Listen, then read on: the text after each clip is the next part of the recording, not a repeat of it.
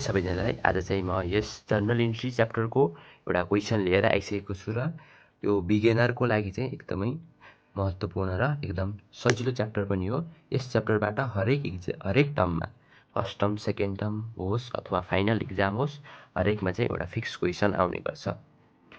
त्यसै गरी अब यो क्वेसनमाथि क्वेसन हजुरहरू देख्न सक्नुहुन्छ। अब यो क्वेसनहरू सोल्भ गर्नेछौँ। अब यो फर्मेट भयो। फर्मेटमा अब हामी गर्छौँ। अब फर्स्टमा छ जनवरी 1 मा हेर्न सक्नुहुन्छ। JN 1 मा start business with cash RS 80,000 and bank of RS 20,000। अब जर्नल इन्ट्रीमा सुरुमा बिजनेस स्टार्टेड हरेक केसमा बिजनेस स्टार्टेड दिएको हुन्छ। अब सिधै हामी लेख्न सक्छौँ यहाँ क्यास अकाउन्ट डेबिट, अर्को क्यासबाट बिजनेस सुरु गरेको छ, अर्को र अनि ब्याङ्क ब्यालेन्सबाट सुरु गरेको छ।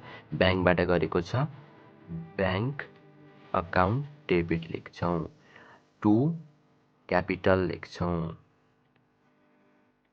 क्यापिटल अकाउन्ट भयो। अब यसको अमाउन्ट कति छ? क्यासको अमाउन्ट 80,000 छ। अर्को भनेको 20,000 के को छ? ब्याङ्कको 20,000 भयो। त्यसपछि यसको टोटल ब्यालेन्स गर्नलाई अब डेबिटमा हामीले 80,000 र 20,000 राख्यौँ। अब यो जोडेर यता राख्ने, जोडेर भनेको 1 लाख भयो। त्यसपछि छ अब यता न्यारेसन लेख्ने। न्यारेसन भनेको अब हजुरहरू direct being business started with cash and bank लेख्न सक्नुहुन्छ। मैले यसमा एउटामा लेखिदिएँ being business started with cash and bank balance लेख्थेँ। यसरी मैले अब न्यारेसन लेख्यो भने धेरै लामो हुन जान्छ भिडियो, त्यही भएर म न्यारेसन लेख्दिनँ र डाइरेक्टमा यसमा डेट लेख्ने।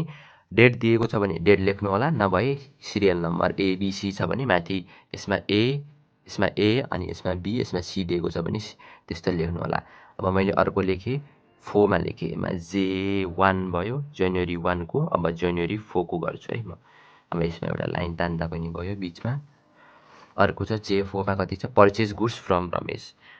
अब गुड्स पर्चेज गरेको छ। पर्चेज गर्दाखेरि अब केहीको इन्स्ट्रुमेन्ट जस्तै इक्विपमेन्ट दिएको छ भने इक्विपमेन्ट लेख्ने। अहिले इक्विपमेन्ट केही पनि नाम दिएको छैन, त्यही भएर URCHASE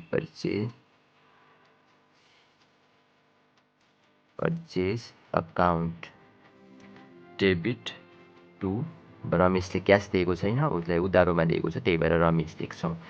टु रमेश अकाउन्ट। अब त्यसरी नै being purchase goods from Ramesh लेख्न सक्नुहुन्छ यता न्यारेसनमा। अब अमाउन्ट कति त पर्चेज गरेको 40,000 छ, यता चाहिँ 20,000 भयो। 40,000 छ, यता 40,000 बराबर हुनुपर्छ। त्यो हरेक बेला तपाईँ याद गर्नु होला। जसरी यहाँ 80,000 र 20,000 भयो। 80,000 र 20,000 एड गर्दाखेरि 1 लाख हुन्छ। त्यसो भए यहाँ र यहाँको ब्यालेन्स छ, यसरी ब्यालेन्स गर्नुपर्छ। जर्नल इन्ट्रीमा चाहिँ डेबिट साइड र क्रेडिट साइड। त्यहाँनिर मैले 20,000 लेख्न लागेको थिएँ, सरी त्यसको लागि 40,000 भयो। अर्को क्वेसन हेरेँ। अर्को चाहिँ जनवरी 10 मा हेरेँ है मैले। जनवरी 10 मा के छ? Goods return to Ramesh of RS goods return to Ramesh RS 22,000। अब गुड्स रिटर्न गर्यो। रिटर्न गर्दाखेरि ठ्याक्क यसको अपोजिट हुन्छ। त्यसपछिका क्वेसन मैले यता सिधै गरेर देखाएँ। त्यसपछि छ हामी पर्चेज रिटर्न गरेपछि छ जनवरी 12 मा रमेशले के गरेको छ? Ramesh account debit. रमेशले माथिको क्वेसन हेरौँ। माथि तपाईँ एकचोटि अगाडि गरेर हेर्न सक्नुहुन्छ। जनवरी 12 मा अब म स्क्रिनमा पनि राखिदिन्छु। जनवरी 12 मा के गरेको छ? Cash paid to Ramesh RS 10,000। रमेशलाई चाहिँ 10,000 दिएको छ, 10,000 रमेशलाई पे गरेको छ भने रमेश कहाँ चाहिँ पैसा गयो भनेपछि रमेश अकाउन्ट डेबिट भयो। त्यसपछि टु क्यास अकाउन्ट भयो।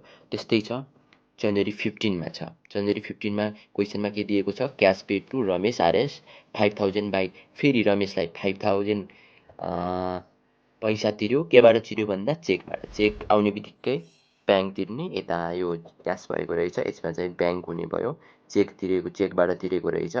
Cash Ramesh account debit to bank account भयो, यो भयो। अब लास्टमा चाहिँ फुल सेटलमेन्टको केस भनेपछि डिस्काउन्टवाला केस भयो। क्वेसनमा के छ भन्दा यता माथि यो केस चाहिँ अलि त्यो छ, त्यही भएर हेर्न सक्नुहुन्छ।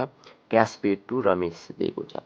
रमेशलाई क्यास दियो, 4,500 दियो in full settlement of RS. 5,000को थियो तर उसलाई कति मात्रै दियो, 4,500 दियो भनेपछि 500 कता गयो त, 500 डिस्काउन्टको भयो। सुरुमा रमेशलाई कति दियो, 5,000 दियो।